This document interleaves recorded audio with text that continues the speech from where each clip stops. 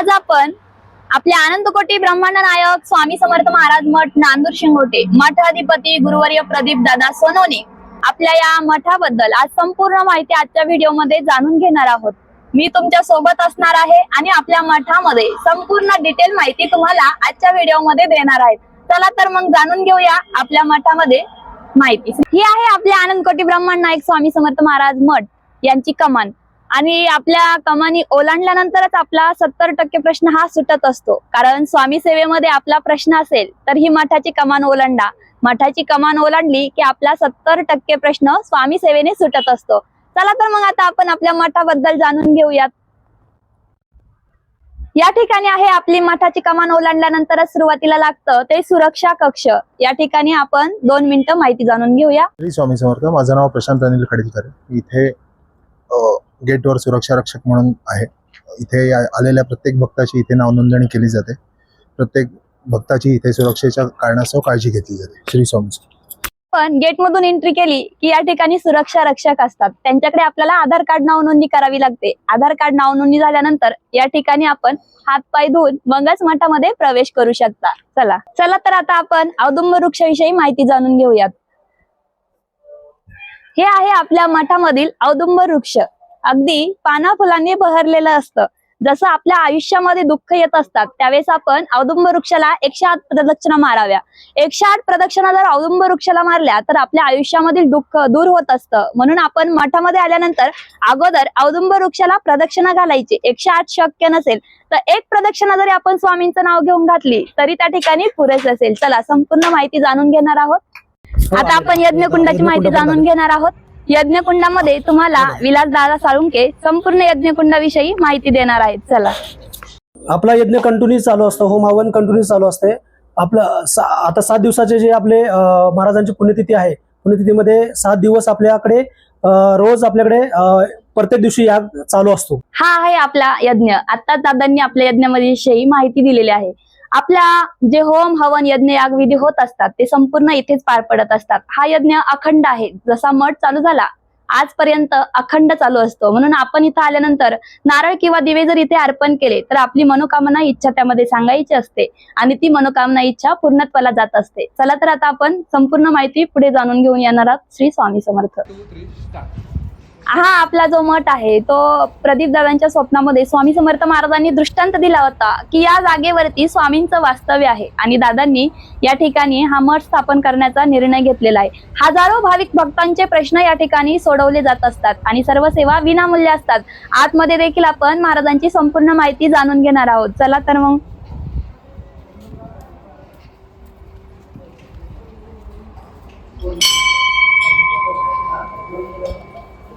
हा आपला संपूर्ण मठ आहे।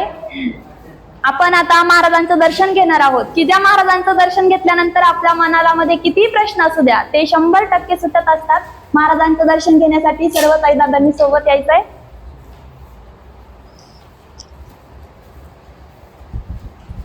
आपल्या मठामध्ये आता दत्त जयंतीचा सोहळा चालू होत आहे, तर या सोहळ्यानिमित्त सर्व सजावट आपली चालू आहे। आता या ठिकाणी आपण काउंटरला विचारूयात की इथं आपल्या मठामध्ये काय सुविधा दिल्या जातात। पारायण वगैरे केलं जातं तर प्रमाणपत्र वगैरे इथं दिलं जातं। श्री स्वामी समर्थ। श्री स्वामी समर्थ दादा। श्री स्वामी समर्थ। सर्व ताई दादांना श्री स्वामी समर्थ।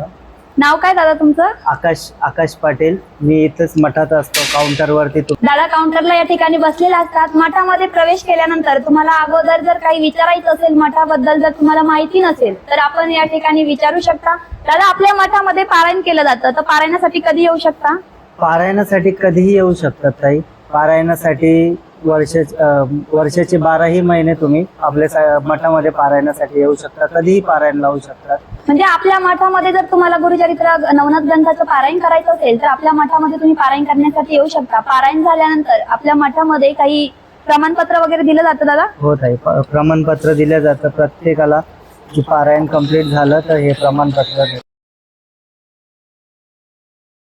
पारायण जर तुम्ही केलं तर दादांचं हे प्रमाणपत्र आपल्याला भेटणार आहे। हे मठाकडून आपल्याला दिलं जात असतं। ही आपली आठवण असते की आपण मठामध्ये पारायण करत असतो।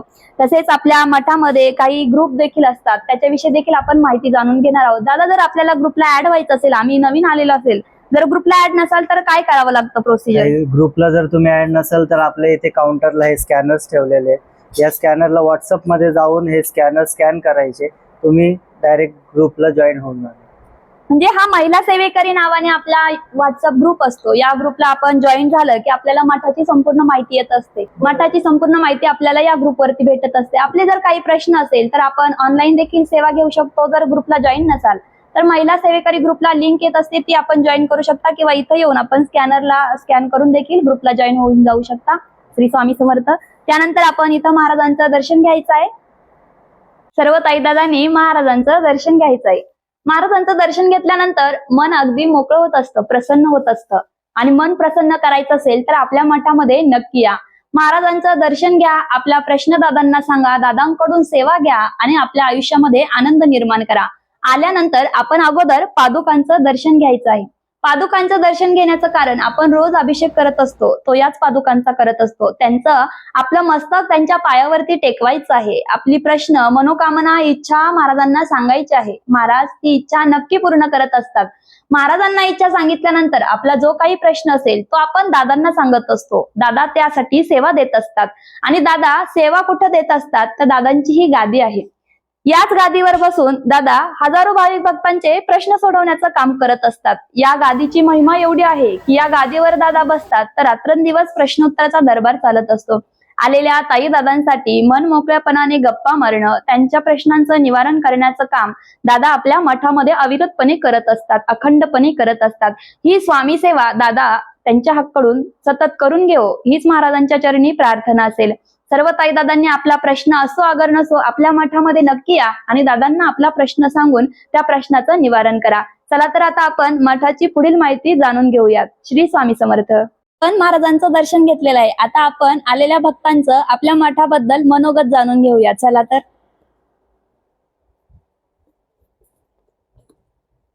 श्री स्वामी समर्थ दादा. श्री स्वामी समर्थ ताई. कुठून आलात दादा आपण? मी निफाड तालुका पिंपळगाव बसवंत नाशिक जिल्हा. दादा निफाडवरनं आलेले आहेत, आपल्या मठामध्ये आलेले आहेत. तर दादांना आपण मठाबद्दल माहिती विचारून घेऊयात. दादा आपल्या मठाबद्दल काय सांगू शकता? ताई आपल्या मठाबद्दल श्री स्वामी समर्थ मठाबद्दल फार आख्यायिका आहे आणि दादांनी दिलेल्या सेवेमुळं बऱ्याच भक्तांना गुण आलेला आहे. आपली मठाची कमान जरी पास केली तरी 70% प्रश्न सुटून जातो आणि दादांनी जी सेवा देतात त्या सेवेमधून उरलेला 30% प्रश्न हा सुटून जातो. तरी सर्व स्वामी समर्थ सेवेकरी दादांना आणि ताईंना मी विनंती करतो, आपण या 7 दिवसाच्या पारायणामध्ये सामील होऊन आपलं दुःख निवारण करण्याची संधी सोडू नये व आपण सर्वांना विनंती की आपण या सोहळ्यात सहभागी व्हावे ही विनंती. श्री स्वामी समर्थ. श्री स्वामी समर्थ. श्री स्वामी समर्थ. श्री स्वामी समर्थ दादा, धन्यवाद. त्यानंतर आपण या दादांचं देखील मनोगत जाणून घेऊयात की त्यांचं आपल्या मठाबद्दल काय म्हणणं आहे. श्री स्वामी समर्थ दादा. श्री स्वामी समर्थ ताई. दादा आपल्या मठामध्ये जे प्रश्न सोडवले जातात दादांच्या सेवेमधून ते 100% सुटू शकतात? हो ताई, 100% सुटू शकतात. तुम्हाला दादांनी या सेवेमधून अनुभव आलेले आहेत? हो, भरपूर अनुभव आलेले आहे. माझे पण अनुभव 100% प्रश्न सुटलेले आहे. त्यानंतर दादा आपल्या मठामध्ये अन्नदान सेवा कंटिन्यू चालू असते. मठामध्ये ज्या सुविधा दिल्या जात असतात त्या दादा बोलतात हे माहेरघर आहे, तर खरंच हे माहेरघर आहे? हो हो आहे, माहेरघरच आहे. धन्यवाद दादा. श्री स्वामी समर्थ. त्यानंतर आपण एका ताईंचा फक्त अनुभव घेऊया, कारण दादा लाईव्हला सांगत असतात की या ठिकाणी ताई कितीही दिवस राहू शकतात, तेवढी सुरक्षा आपल्या मठामध्ये आहे. तर मग खरंच ही सुरक्षा आपल्या मठामध्ये असते का? तर त्या ताई आपल्याला या ठिकाणी दिसत आहेत, आपण त्यांचं मनोगत घेऊयात. श्री स्वामी समर्थ ताई. श्री स्वामी समर्थ ताई. ताई आपलं नाव? गायत्री बनसोड. गायत्री ताई. ताई तुम्ही कुठून आलेला आहात? जालना. ताई जालन्यावरून आलेला आहेत. ताई तुम्ही इथं किती दिवसापासून आपल्या मठामध्ये आहेत? 2 महिने झाले. 2 महिन्यापासून ताई आपल्या मठामध्ये आहे आणि जालन्यावरनं ताई आपल्या मठामध्ये आलेल्या आहेत. 2 महिन्यापासून त्या आपल्या मठामध्ये आहेत. तर त्या एकट्याच आहेत की अजून सोबत कोणी आहे हे देखील आपण जाणून घेऊयात. ताई तुमच्या सोबत कोण कोण आले? नाही, मी एकटे आलेले आहे. ताई तुम्ही एकटे आपल्या मठामध्ये 2 महिन्यापासून राहतायत, तर या ठिकाणी सुरक्षेची हो, जबाबदारी आहे का? 100%. म्हणजे तुम्ही इथं सुरक्षित आहात? हो आहे, सुरक्षित आहे. हे बघा, हे दादा बोलतात माहेरघर आहे. म्हणजे ताई या ठिकाणी 2 महिन्यापासून आहे, तरी देखील या ठिकाणी सुरक्षिततेचं काळजी घेतली जाते. खरंच या ठिकाणी माहेरघरच आहे. म्हणून सर्व ताई दादांना विनंती असेल, आपण देखील आपला प्रश्न असो अगर नसो, किती दिवस आपल्या मठामध्ये स्वामी सेवेसाठी नक्की या. श्री स्वामी समर्थ. मठामधलं दर्शन घेतल्यानंतर आता आपण वारुळाचं दर्शन घेणार आहोत. आपल्या मठामध्ये जे वारुळ आहे, जगामध्ये कुठेही नाही असं सुंदर वारुळावरती बसलेले स्वामी समर्थ महाराजांचं दर्शन आता आपण घेणार आहोत. मागे जे तुम्ही पाहतायत, खाली वारुळ आहे, वरती सुंदर असं श्रीयंत्राचा आकार दिलेलं महाराजांचं मंदिर आहे. चला तर मग आता आपण दर्शन घेऊयात.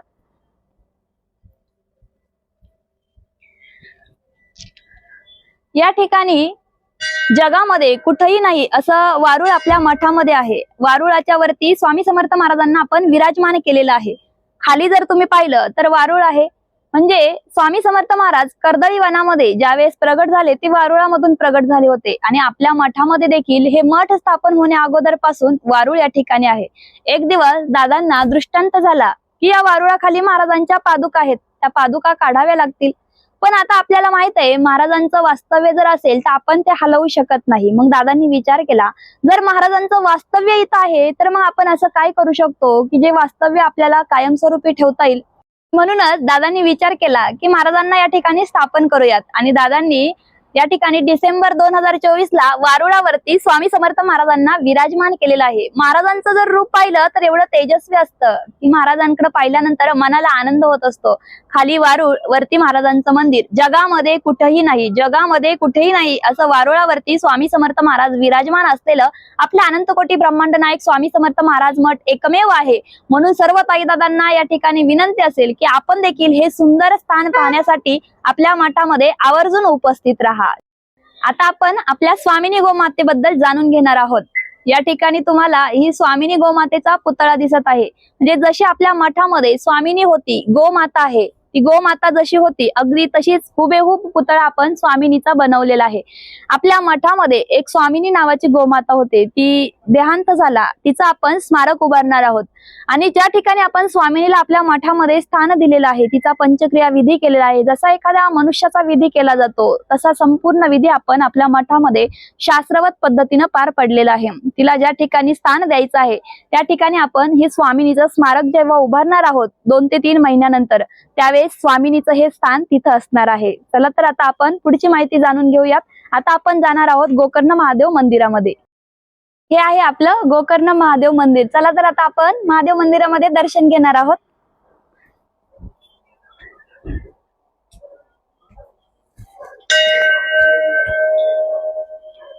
हे आपल्या मठामधील गोकर्ण महादेव मंदिर आहे. म्हणजे आपण मंदिर भरपूर पाहिलेले आहेत पण ते महादेवाचे असतात. हे जे मंदिर आहे हे गोकर्ण महादेव मंदिर आहे. जे गोकर्ण महादेव त्याच्यावरती नागदेवता नसते, असा हा गोकर्ण महादेव मंदिर आपल्या मठामध्ये आहे. या ठिकाणी आपण रोज वेगवेगळ्या प्रकारची पूजा अर्चना करत असतो. जे महादेव मंदिर आहे त्या ठिकाणी वेगवेगळी सजावट आपली होत असते आणि खूप सुंदर असा भव्य दिव्य स्वरूपामध्ये आपण संपूर्ण विधी इथे देखील पार पडत असतो. चला तर आता आपण दर्शन घेऊयात आतमध्ये जाऊन. हे आहे आपल्या मठामधील गोकर्ण महादेव मंदिर. या ठिकाणी ही महादेवाची पिंड आहे. आपण या ठिकाणी रोज दादांच्या हातून अभिषेक आपल्या पिंडीवरती संपन्न होत असतो. रोज आपला अभिषेक हा दादांच्या हातून आपल्या पिंडीवर झाल्यानंतर आपण सर्व भाविक भक्त या ठिकाणी श्रद्धेने येत असतात. आणि महादेवाचं एवढं भोळं दैवत दुसरं कोणी नसतं. महादेवाच्या पिंडीवरती आपण साधा 1 तांब्या भरून पाणी जरी टाकलं तरी आपले प्रश्न सुटायला लागत असतात. मनामध्ये भक्ती, प्रेम, श्रद्धा असायला हवी. महादेवाला आपण 108 बेलाची पानं अर्पण करू शकतो. या ठिकाणी आपण होम हवन नाही करू शकत पण आपण जलाने अभिषेक करू शकतो. म्हणून पाण्याचा साधा अभिषेक जरी आपण महादेवाच्या पिंडीवरती घातला तरी आपल्याला महादेवाची कृपा होत असते. म्हणून आपण सर्वांनी आपल्या मठामध्ये दर्शनासाठी आल्यानंतर 1 फूल जरी अर्पण केलं या ठिकाणी, पत्रम पुष्पम फलम तोयम योमेत भक्त्या प्रयश्यतिः तदहम भक्त्युपहृत मश्नामी प्रयतात्मना. एखादं फूल असेल, फळ असेल, पान असेल ते आपण भक्तिभावाने श्रद्धेने महादेवाच्या पिंडीवरती अर्पण करायचं आहे. हे आपल्या मठामध्ये आल्यानंतर दर्शन घेतल्यानंतर आपण या ठिकाणी अर्पण करू शकतो. या ठिकाणी महाराजांची प्रतिमा आहे, दादांचा फोटो आहे. खूप सुंदर असं महादेव मंदिर, प्रसन्न वातावरण असतं. म्हणून आल्यानंतर आवर्जून आपण गोकर्ण महादेव मंदिरामध्ये दर्शनासाठी यायचंय. चला तर आता आपण बाहेरील माहिती देखील जाणून घेऊया. गोकर्ण महादेव मंदिरामध्ये आपण दर्शन घेतल्यानंतर 5 मिनिटं या ठिकाणी बसायचं आहे. शांत ध्यानाला लावून बसलं की आपल्याला महादेवाचं साक्षात दर्शन झाल्याची संघटना या ठिकाणी होत असते. दर्शन झाल्यानंतर आपल्याला महादेवाच्या मंदिरासमोरच होम हवन दिसत असतो. श्रावण महिन्यामध्ये हा यज्ञ अखंड चालू असतो. म्हणजे रात्रंदिवस या ठिकाणी ओम नमः शिवाय महादेवाचा जप चालू असतो आणि पूर्ण श्रावण महिना या ठिकाणी अखंड नामजप यज्ञ सोहळा असतो. श्रावण महिन्याच्या काळामध्ये आपण सर्व भाविक या ठिकाणी आनंदाने सहभागी व्हायचंय आणि या श्रावणामध्ये यज्ञ कुंडामध्ये आपण सहभाग घेऊन नामजपाचा आनंद घ्यायचा आहे. चला तर आता आपण भक्त निवास विषयी माहिती जाणून घेणार आहोत. आपल्या मठामध्ये पारायणसाठी, स्वामी सेवेसाठी किंवा दरबारासाठी, प्रश्न उत्तरासाठी 2 ते 3 दिवस ताईदादा राहण्यासाठी येत असतात. आणि बऱ्याचशा ताईदादांना प्रश्न देखील पडला असेल की मग इथं राहण्याची सोय कशी आहे. तर आपल्या मठामध्ये सर्व सेवा विनामूल्य असतात.